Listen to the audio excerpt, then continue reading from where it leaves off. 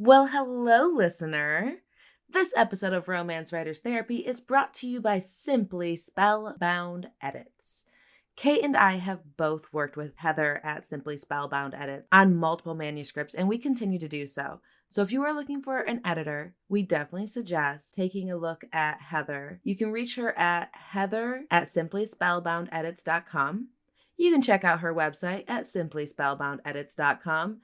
Or you can find her on Instagram, which is the way I talk to her the most. So, listener, happy editing, happy writing, and we're on with the show. I'm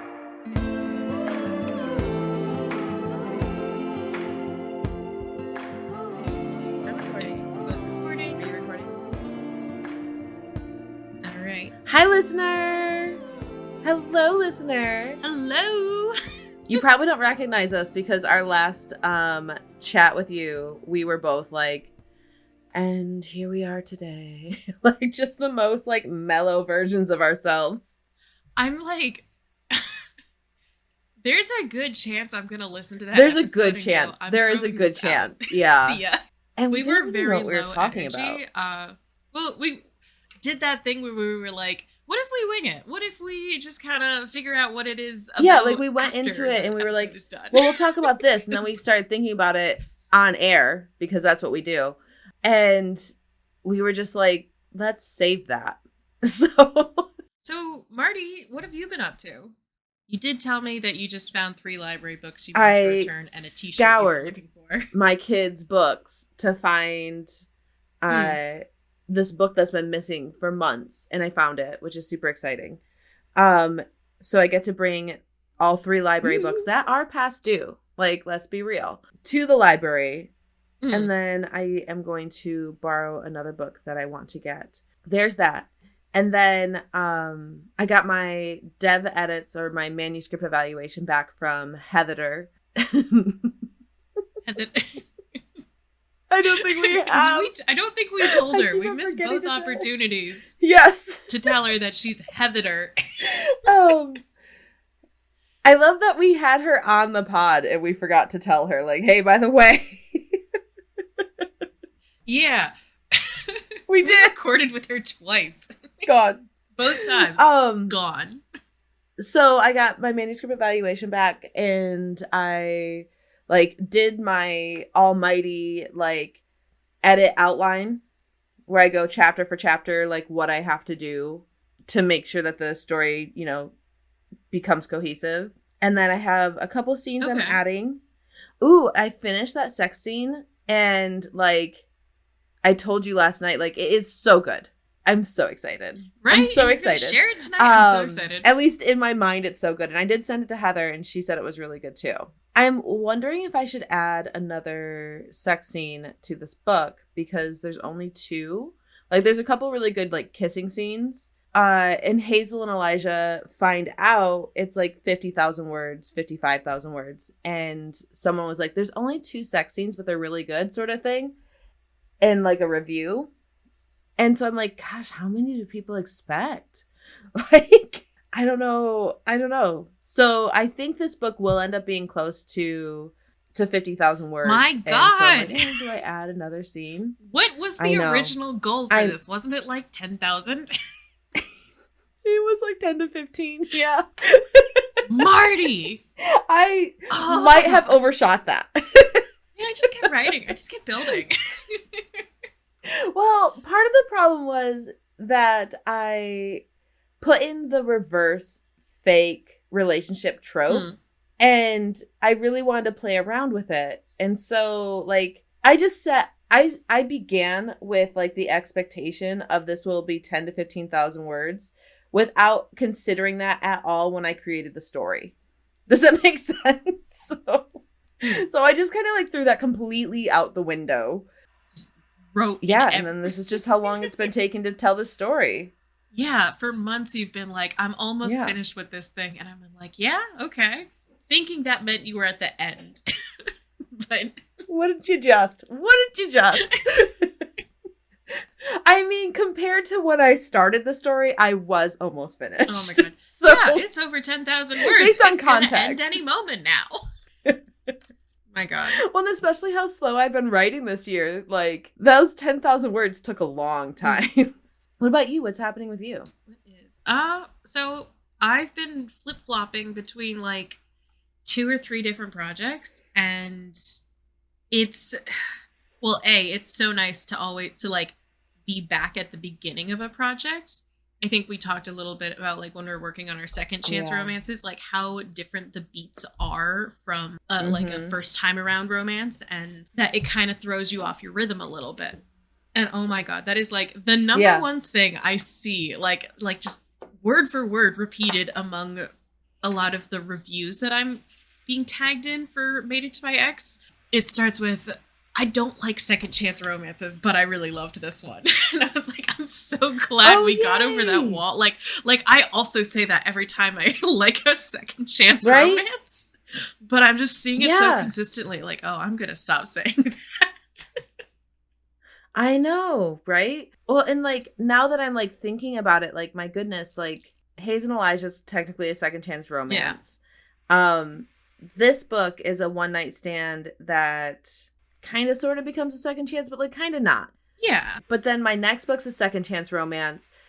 The sequel to Accidentally Under Your Tree will be a second chance romance. My God, like, you're doing so many. Can I stop? Oh my God. So, yeah. So I'm really like, I don't know. You know, whatever. By the time I get done writing it, I will be like the queen of this book, apparently. And that's apparently the way my brain works. Is it like gets stuck on a trope and then I just like keep on digging at it. I don't think that's a bad thing. I think building a established, like I think that kind of thing does help when you're building your author brand and people know what to expect from a book by you. You did talk but I don't think that I'm that consistent either, though. No? Right? Because like when I realized I was doing so many only one bed tropes, I was like, okay, you are grounded from this trope, right? See, and I didn't understand that either. I was like, why would you ground yourself on something you like? I don't know. I'm a silly goose. I must like lots of things. Oh, goodness, my poor brain. We'll see if she decides to show up. All right. But yeah, I grounded myself from only one bed. But like, I can't ground myself from the second chance romance because I've built it into like all these different stories. I can't do something different with the sequel to Accidentally Under Your Tree. It's built into Accidentally Under Your Tree. And I didn't do that fun thing that they suggest when you like plan your series where you like actually plan out what tropes are going to be in the series, right? Because like it all kind of like, I don't know, I don't ever do anything by planning. I just kind of like stumble and then I'm like, oh, I landed in this trope. But yeah, so you're bouncing around. I am bouncing around. The two kind of I should work on one of these definitely projects, Kathy's book and Logan's book. They're kind of in the same place where I have a bunch of notes that what I'm trying to do, like, and what I've been doing for like the last so long is that if I have a thought, I write it down, I put it in a document, and they just kind of compile. If I feel moved to write a scene or part of a scene, I will do that. And then I just put it in the document. And then it's like, I'm just going to let it all sit there and marinate until it becomes like about yay full. Like I want to say half the word count of like what I want it to finish at. And then the rest of the word count space that I've allotted goes towards tying all this shit together. And obviously not everything makes it. Some things do get cut and saved for a different document. You know, I don't throw anything out. Yeah. I was going to say, because everything is still a resource. Right. Like, oh my God. I have this one kissing scene that I wrote, I want to say like 10 years ago. And I loved like how, like, I loved it to bits. And then I used it in goddamn everything. And I have a moment, like, I usually like cut and paste it into a document and then I start changing it up. And like, just because I loved the rhythm that it like flowed and like all the notes that it hit. And then after a moment, I was like, I need to stop doing this because I feel like I'm just going to wholesale cut and paste it into a document at one point and forget that I've done it. And it's like, this is the same kiss across like 12 different books, you know? That's like, hilarious. that's what I'm going to end up with. And so I just need to burn it at this point. Oh my God, I'm getting off topic. Oh. Well, like, it's been used. You gotta. Don't worry, she's seen the light of day. She's seen the light of day too many times. We're putting her down. We're putting her down. You keep on There's- using these phrases, and we gave it a she, and so now I'm just like, no, protect it. So, you know, because, like, Made It to My Ex just came out, so I'm getting a lot of people saying, when's Logan's book? Because there's so much in, like, of Logan's kind of... I did this more than I do, I think, with the Claws and Cubicles series. I just kind of bring in a character and, like, they're there, they're present, you know their name, a little bit of their personality, maybe. But they're very much a background character, and then it's like, all right, now it's their book. Yeah. And, like, you know, there isn't like a overarching plot in those books that's tying them together. They're just kind of all in the same place. But for my werewolf series with the Hayes brothers, Logan's plot is like completely started in Sean's book. And there's so much character establishing for him in that book. And I've gotten it in reviews where people are like, hey, is he gonna be okay? Like... I'm so concerned about this little angsty guy. Oh I don't know why I said little. He's the tallest of the brothers, but I don't know what. I'm excited about Logan's book too, because like he has one of my favorite tropes where like, yeah, he's kind of like a tortured hero. Absolutely. Right? Like, yeah, introverted, quiet. It's just tasty stuff. It is. I'm so like ready to dive into, but like I'm sitting here like, all right, so I am committed to some tropes because they're already established in the previous book that is now out, and I can't undo some things. And I'm like, all right, now I'm holding some things that I don't actually like all that much, which is, oh no! Well, so because now I'm holding some things I don't like that much. He's canonically engaged to another character who's not his not his fated mate. Interest. It's not his love interest. And we've also introduced the love interest in Sean's book very briefly. Like, they have a moment, and one of the like craft things that I'm stuck on with this book is like forever ago I wrote the chapter from, you know, so like it's in Elise's perspective in Sean's book, but then I have the same scene kind of rewritten from, I think I did both a version of Logan's perspective and Ava's perspective. And then I was like, so obviously this is where the next book starts. But now I'm like, I don't know that I want to, like, stylistically, that this is a thing I want to have in my book where it's like, we're going to go back and repeat a moment. It feels a little bit weird to me. You and I have talked about this. We did talk about this before. Yeah. What about it feels weird?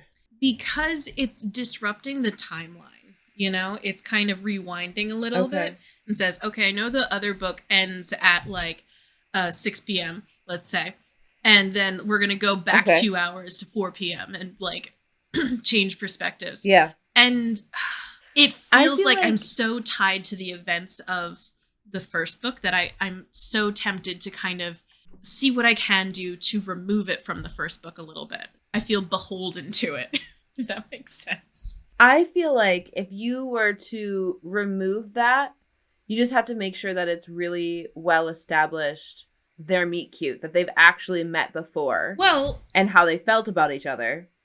So that is something I'm kind of playing around with, is that I want them to maybe have a number of times where they just kind of keep bumping into each other and having a bad interaction. So it's like they've already had like 5 or 6 of these moments. I don't know that I could actually do 5 or 6. I feel like maybe I could do 2 or 3 tops, you know, before I have to. And I think that would be the right amount. Right. But so then I also, sorry, no, you finish your thought. Yeah, I feel like that would, like, 2 or 3 times would be the right amount. 3 probably perfect, right? Then, you know, that 4th time, maybe it doesn't go swimmingly, but, like, there is actually, like, a mutual, or at least one-sided appreciation, right? Like, there's some sort of help that they received from each other, or, like, one of them gave Well, that would like be like, well, I still hate them, but you know, at least he helped me pick up my groceries yeah. from, where my bag broke in the parking lot or something, right? Right. Well, so I have a number of tropes that I'm stuck with and I can't get rid of. There's also like a couple of tropes that I'm kind of tempted to bring in. And so I'm sitting here with like, am I overcomplicating the plot if I bring these new tropes in? Am I doing that thing where I just like these new things because they're new, you know? I feel like I'm being so confused. vague. So the tropes that like I'm stuck with are he's engaged to someone else, so there's going to be that kind of cheating aspect, finagling around it. I feel like Yeah. and I need to like test this on some people. Yeah, big mood. Where it's like him and his fiance, they've known each other for so long because they went to CDC together and like as kids. So they're loosely friends. They're not very close, but like also Logan's not close with anybody. So like having someone he's a little bit close with is kind of big for him. And I want the vibe to come off very much like they're both from these like families with incredibly repressive values, that the point of them getting together is to kind of move out and escape the, like to separate themselves from their family. Gotcha. So it feels almost contractual to them on that level. But they've also they've been each other's excuses a lot. Like I think that's going to be their relationship. Like whenever she wanted to sneak out, she would be like, oh, I'm going to go study at Logan's house. And then whenever he wants to sneak out and do something, he would be like, oh yeah. And then she would cover for him. And whether they do or don't hang out is like kind of, probably not.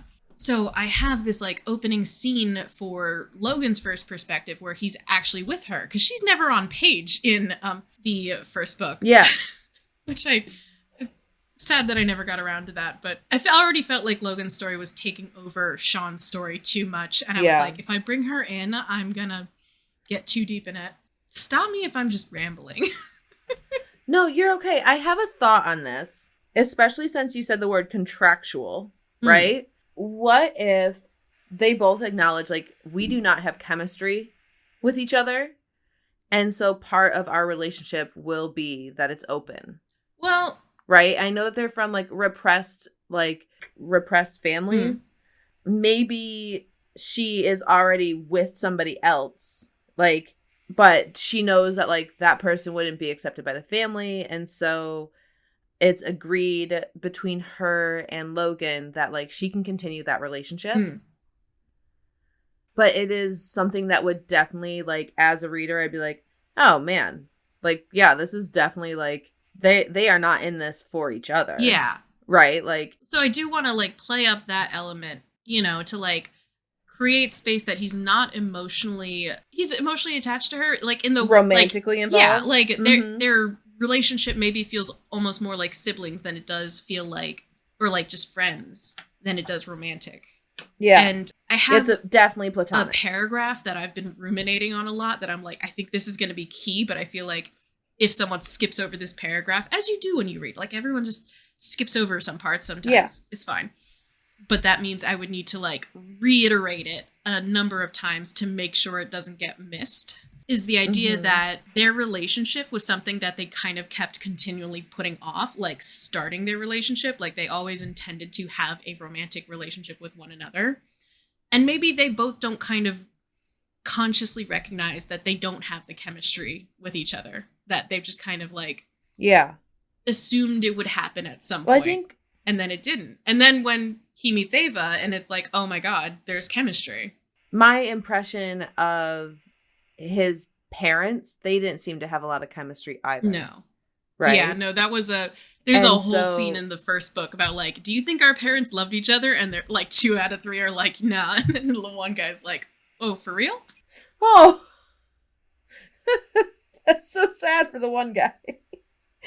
So I think that, like, also, like, if Logan is a more pragmatic person, he might also just be like, yeah, that kind of chemistry is just for, like, television.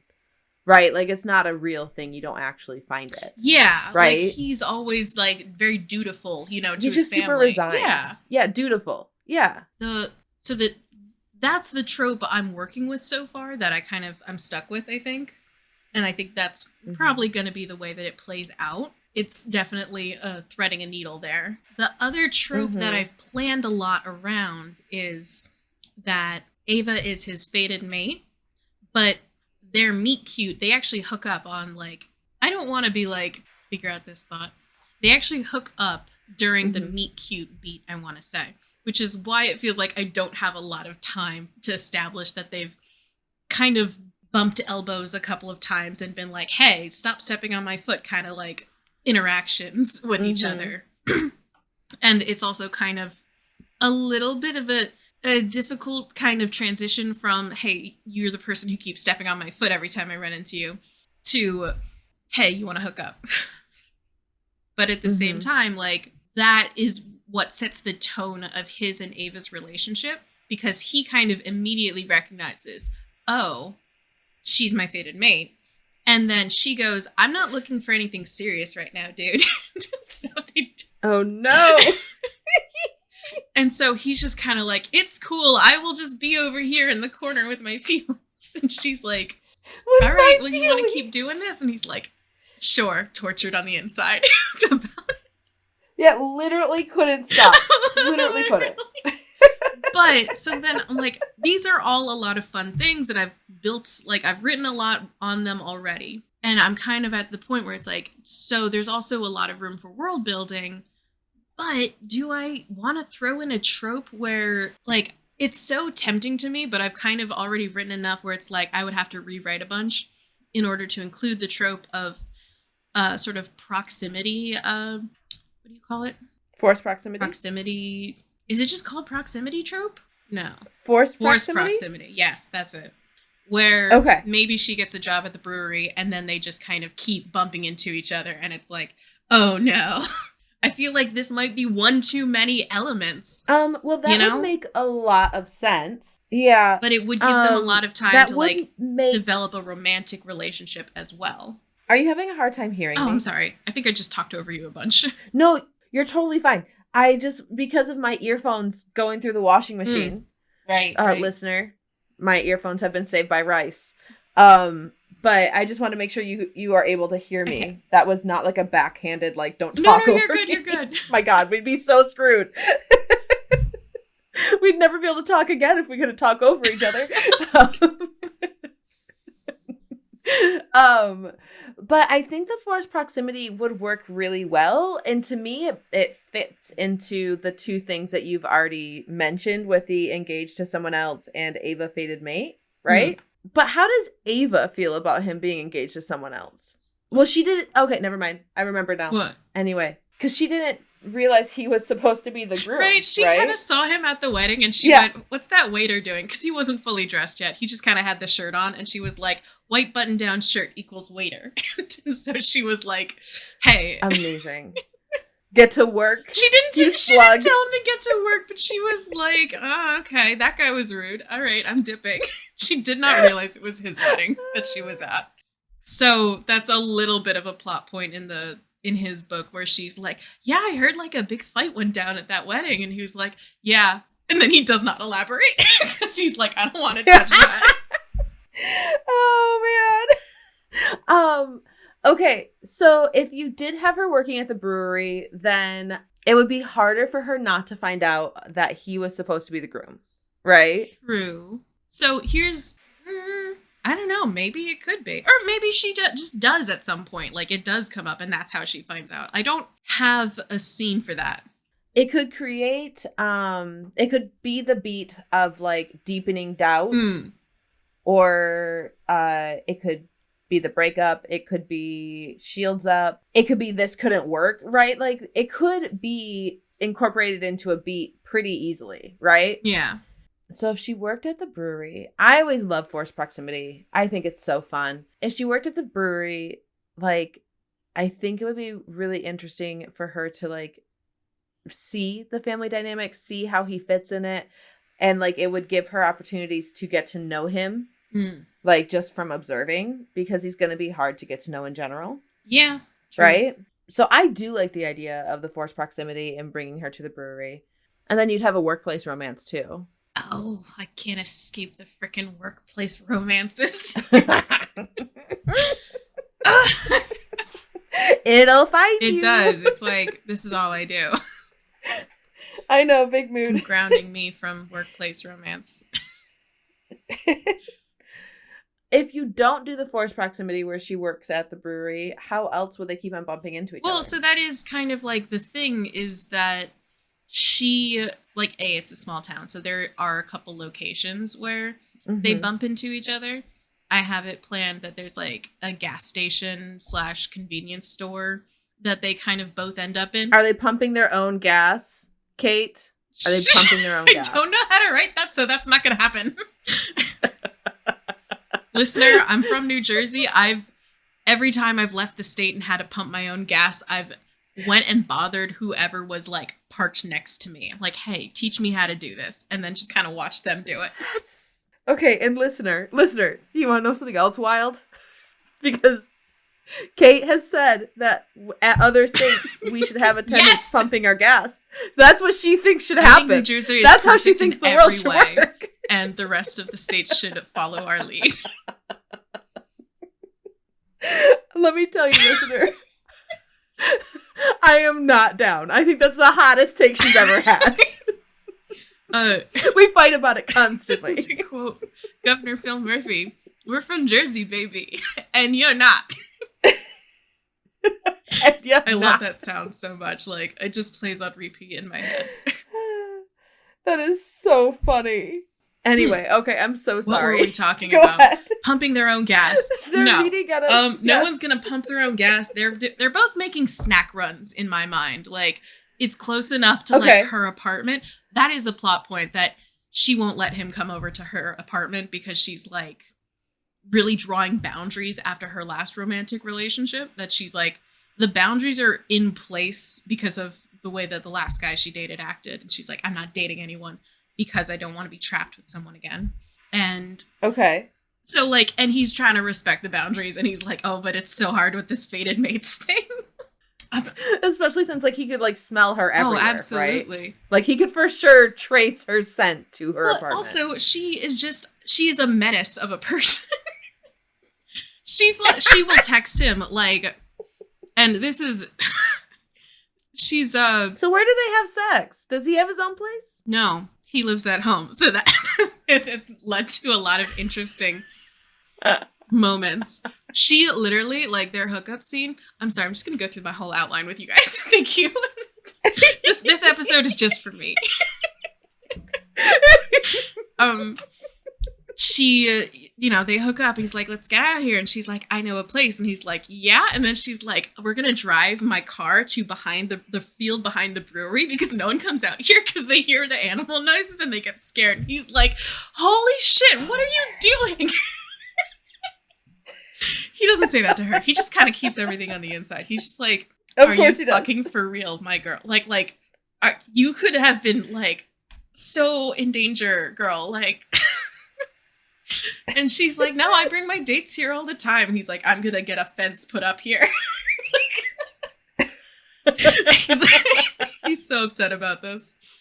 And okay, that is hilarious. Right? Like, I love that. That's amazing. Everything she says kind of like stabs him a little bit on the inside. Like, I have so much fun with this. Where she's like, I don't like dogs. And he's like, oh, okay. He's like, that's not a problem, really. Watch me internalize this. Literally everything she says is, also, let me internalize this.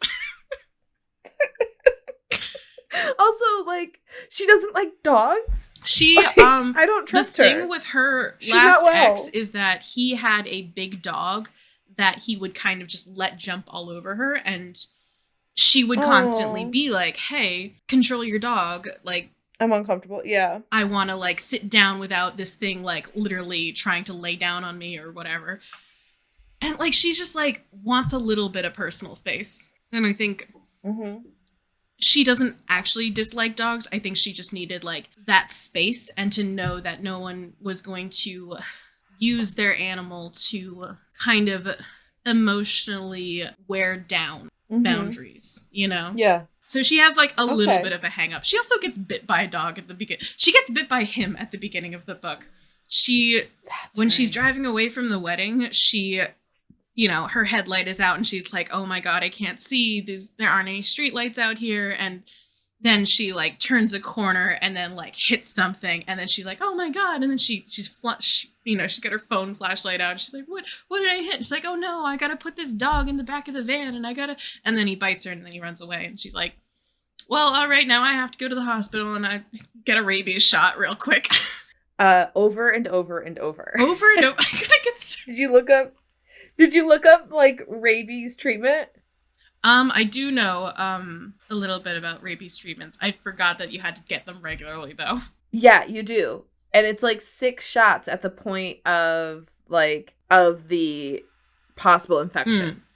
Like each time you go. It's like 5 or 6 shots. I can't remember how many. Listener, I don't know this. Like from my own experience, I know this via a friend who he was, I swear everything's safe. Okay. Okay. When I start telling you the story, you're going to be really concerned. He was mowing his grandma's yard, right? Okay. And he had the big like leaf hopper. Okay. Like on the back of the lawnmower, right? Okay. And so when it came time to like clean out the lawnmower, he opened up the leaf hopper, and his grandma takes care of a lot of stray cats because she has a barn. Aww. And so there's always barn cats. Well, one of them jumped like out of the leaves. Oh my God. Poor buddy. And landed on his arm, grabbed his arm, and bit the shit out of his middle finger. Oh my God. Does he still have his finger? Yeah. He does. He does still have his finger, but he had to go and get rabies shots. Oh my God. And I imagine a bunch of others, because like cats have really bad mouths for getting bitten by. And the reason I love him so much, and he is super clever, but it was one of those times where it's like, buddy, where is your head? Because I think it is directly in your ass. But like said with love. Said with love, yes. Because he was showing me his finger, and like he's like, and I'm like, buddy, that looks like it. And it was the next day. I'm like, have you gone to the doctor? Like, those like cats' mouths are full of bacteria. What are you doing? And he's like, no, I haven't. And it was like getting really red and swollen. He's like, it feels hot to touch. I'm like, what the hell are you doing? Go to the ER right now. You're going to lose your fucking hand. So yeah, then he had to like, I think it was 3 times every 2 months. He had to go back to the doctor to get like 5 or 6 rabies shots. And the point of the bite, which was, his middle finger, which doesn't have a lot of flesh. Yeah, no. It was real uncomfortable. Listener, I hope you're not squeamish about bites or infection or shots. We're definitely going to have a CW at the beginning of this episode. Yeah. Anyway, so yeah, she's going to get to know her doctor pretty well. Okay. Ooh, what if that's the forced proximity, that they keep on running into each other at the same doctor? See, now, like, I'm ruminating on it. Like, if she gets bit at the beginning of the book, I think it would be reasonable for her to be like, I need to pick up a second part-time job to pay this medical bill, kind of thing. And absolutely. That's like... Because America. And then that kind of becomes why she works at the brewery when she already has another job established in the previous book. Yeah. No, that makes a lot of sense, though. So I'm kind of like... thinking about that, I like the idea of, like, because she does show up at the brewery a couple of times, and I think if I had a reason for her to actually be there, that would be better. Especially if she keeps on running into him and doesn't like him. There'd have to be a reason for her to, like, continue to show up there. I don't know that I have her as disliking him like, obviously, that's where the book starts. I don't want her to dislike him so heavily, because there's all these other forces that are kind of pulling them apart, like the sort of ticking time. The engagement. Yeah, the engagement, like the when are we going to actually get this back on track kind of like time hanging over their head. And her thing with like, oh, I don't want you. And then like the werewolf thing has to come in at some point. Like, like I feel like I've got way too much in this book, but at the same time. Wow, you got a lot of balls in the air, dude. Like this. Yeah. I'm looking at, like, the previous book. I'm like, is this too much compared to the previous book? Is this too many tropes? Or is it too confusing? I think we do need to, like... I think that it would be helpful to find the best way to like make it not complicated. So I do think that it would be less complicated if she got the part-time job at the brewery. Okay, so that would automatically put forced proximity. They already have chemistry and a fated mates. And so, like, of course, they're going to be continue to push together, right? Yeah. You would also have, like, Sean and Aiden. Yeah. Continuing to, like, watch and be able to, like, pick at Logan. Oh my god, I have some really fun scenes planned where, like, Ava invites Logan to trivia night. And, like, they're, like, sitting in a booth, they're, like, making out, and then she's like, oh, that's my friend over there, and she waves at Laura, and then Laura's, like, staring at them, like, hold up, you didn't tell me you were seeing. So fun. And then she's like, I'm, like, banning all of my friends from meeting my, my cousins, because y'all keep doing this to me. Because she was friends with Elise first, and then she's like, what do you mean that you and Sean were married at one point? I mean, obviously, like, she also needs to be friends with book number 3. So, okay. See, this is just the spoilers episode. I have, like, some very loose plans. And, like, I'm worried that it's gonna be an ick for some people. But my plan was that Celine is Logan's fiance. The ex. Yeah. Is actually going to end up with Aiden. Yes. Yeah. So that's my plan. And she's not friends with Laura. Oh, do they not like each other? I think Laura kind of looks at her and kind of sees the embodiment of everything she dislikes about her own family. And just has not put that effort in. She's like, I'm not going to touch that. Okay. It would be really funny to me. Yeah. Just because it would really, like, hit this beat if Laura, in learning more about, like, Logan and the ex-fiance's, like, arrangement, Laura's like, oh, this is a new perspective on you, and you are now my new friend because my other 2 friends have, no, I do like that. Married up. Like, in, like, the end of the book when it's, like, everyone's kind of making up, or, like, they're getting to that point, Dark Knight, maybe she can have a beat with Celine and be like, oh, okay, I see what's going on, and help, like, bridge things between people. But also, like, you're my only friend, not sleeping with one of my cousins, so you're my friend now. Yeah. Yeah. And so I think that would be really funny to, like, ruin her day. I love Laura as a character to bits. I feel like I'm mistreating her so horrendously, though, because I keep doing this. That's why I think she needs her own story. I do want to give her own little novella at some point. I don't have it planned for, like, a whole book. That's why I think that she needs her own story. Yeah. So yeah, my thought is, like, right now, this sounds like you are, like, really walking like a tightrope with the boundaries you've set up in the other book. And so I would think, like, finding opportunities to complicate, because, like, you already have a lot of, like, no way built in already, right? She is not interested in a relationship. And then at her, like, well, maybe this could work, she's like, oh, you are engaged? Like, sort of thing, right? Like, you have a lot of things to create barriers with that are just built in already. So I kind of feel like sitting down and, like, thinking about, like, what these barriers are, and then working in, like, an overarching trope to kind of tie it all together. And I think the forced proximity with the brewery is a really good option. Okay. Well, I'm glad that it doesn't sound like it's overcomplicating it to you. Like, it rather than... No. I think that's simplifying it. Okay. Well, I like that perspective. I'm going to try to hold on to that then. Okay. I also think then, like, they're already going through all these steps to, like, not have sex at his place or her place, and then they're both at the brewery, right? Yeah. And then, like, his family has hyper hearing, so, like, if Sean were to end up, like, having to go to the brewery late and, like, hear stuff, he could be like, all right, I'm out, right? But then that's, like, an excuse for Sean to be like, dude, what the fuck, right? Like, are you engaged or not, right? Like, yeah, like other characters sort to of hold thing. them accountable to like what they're doing and like make them really look at the reality of the situation. Yeah. Yeah, and then maybe it would give Logan an opportunity to like, actually, she's my mate, right? Like, I need to say this out loud to somebody. I'm dying, right? Like, no, he needs an outlet so bad, and he's just not taking. He needs one so bad. And then Sean's just there being like, and kind of a dick.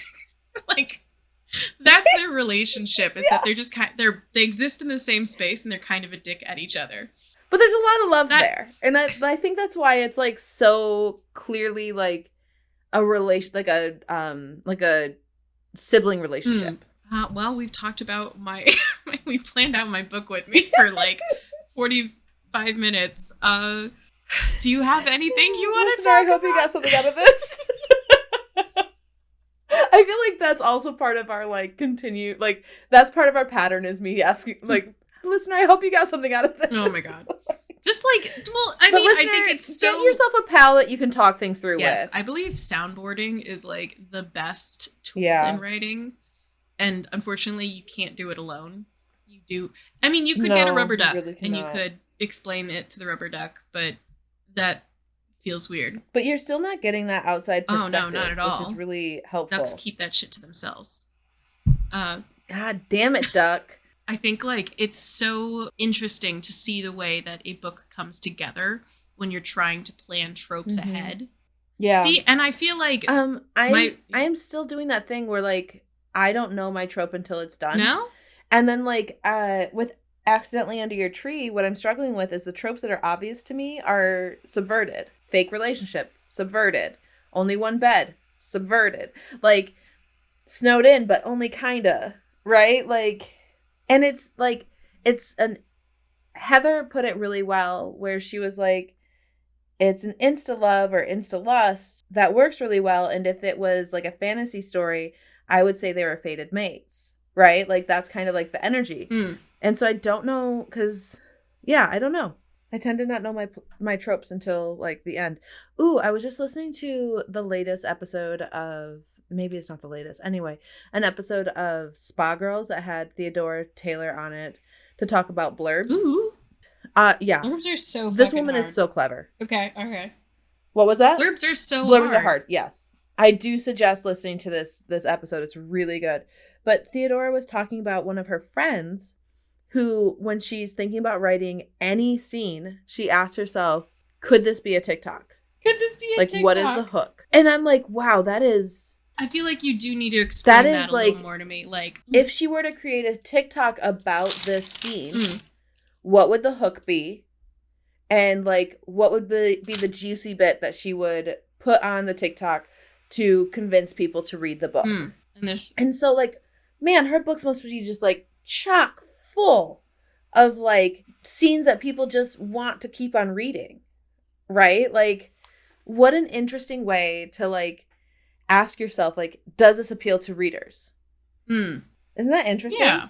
It kind of makes me think of, there's this, we talked about it, we mentioned it a little bit in Heather's episode, this essay that I found forever ago, and it's how to write a sex scene. We're gonna update the previous episode with Heather to include the link to this essay. Ooh, okay. Has to have so many components, like the hook, the thing that they're growing through. One of the things, and it's kind of towards the end of the essay, it's listed at, God, what did she call it? It was like a sizzle or something like that, or the spark. And it's something that, like, I actually I emailed the author of this essay and said, hey, can you elaborate on this thing? Because it's kind of a nebulous term and I don't really know what it means. And she wrote me a whole paragraph, like she wrote a lot back to me, and it still, I have a hard time kind of putting my finger on, like, she elaborated it, and I think part of what I struggled with is that she referenced a Les Mis fic that I had not read, so I was like, I'm only loosely understanding the names that you're using here and like the events that you're referencing here, but it it's kind of the spark. It's the chemistry between the characters, and it's something that's really hard to like put your finger on and like really isolate. But I think like it's the thing that every sex scene needs to make it good. I think when you kind of take that idea and you broaden it, it really matches up with what you were saying. Theodora said about having that little spark, that little bit of zest that makes the scene really fun. I absolutely love that you use the word zest, because like what she uses in her language is like, where's the butter? The butter!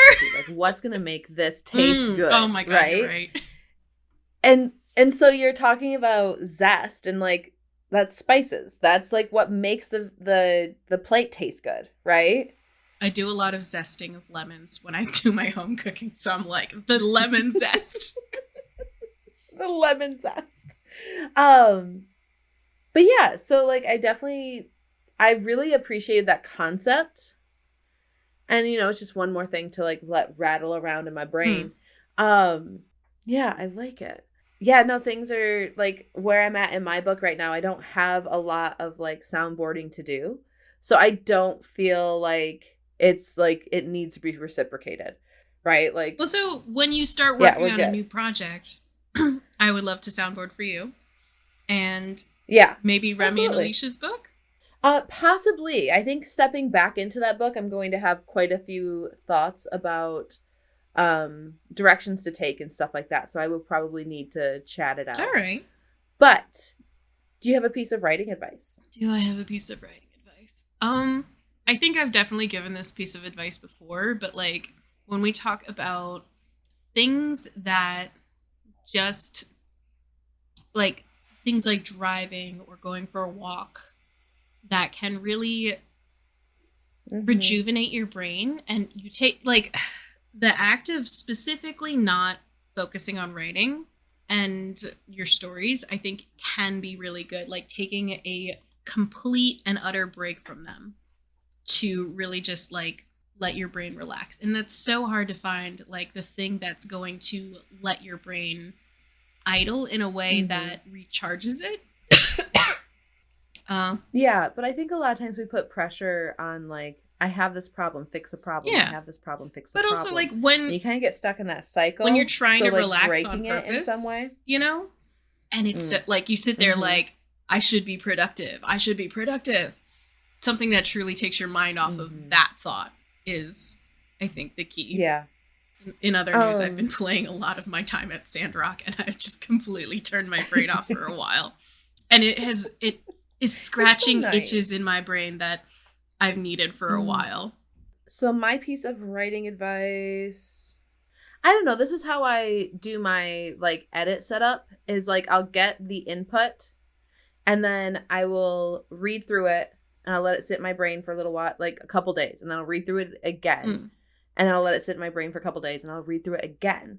And then I go chapter for chapter in my book and I'll have like chapter 1. These are the things I need to fix in this chapter. Chapter 2, these are the things I need to fix in this chapter. Chapter 3 is a new chapter. We are adding these elements to the story. And so like that's how I actually set myself up to do the edits so that I don't get lost in the weeds as I'm doing the edits, wondering if I added this element here or there. I've already pre-planned where it needs to go. So I write with a flashlight that's going out for my drafts, right? So like I'm walking a darkened trail. I have a flashlight that's working really well. I can see really far ahead, and then it keeps on getting dimmer, and then it gets quiet, and then like it's just I can only see a little sliver, and then it gets really bright again. And that's how I write. But when I do my edits, it's very planned out. I like that. I like that.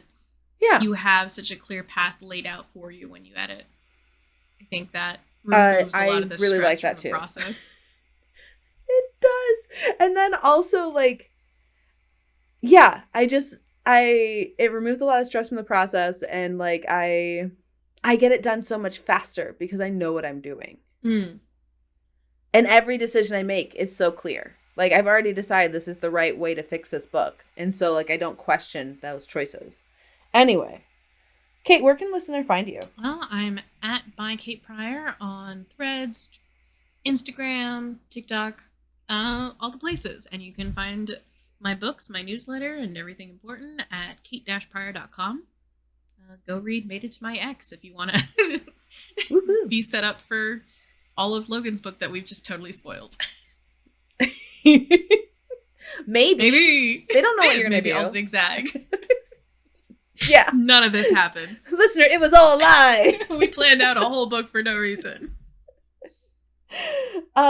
Listener, you can find me at Marty the Author on TikTok and Instagram. You can find my newsletter at martyv.com, and you can sign up for it and get Hazel and Elijah Don't Get Caught. And you can read Hazel and Elijah Find Out. And you can also pre-order Accidentally Under Your Tree, which is the story of when Lizzie has this incredible one-night stand with Will, and then the next day he shows up at her parents' house as her sister's fake boyfriend. But she doesn't know it's fake. So it's like so fun. Anyway, it's a really fun story. But that's it for us, listener. Right. Oh, also, we're like going to be doing like a season finale pretty soon here. So keep your eyes out for that, and then we'll go on a little bitty baby break. All right. And if you want to leave a review, we love that too. Yeah, so. give us reviews. Podcast or book. Indeed. Yeah. Reviews all around. Reviews all around. Review my personality. Don't do that. No, I would hate that. So. All right. Okay. Bye, listener. Bye, listener. Bye.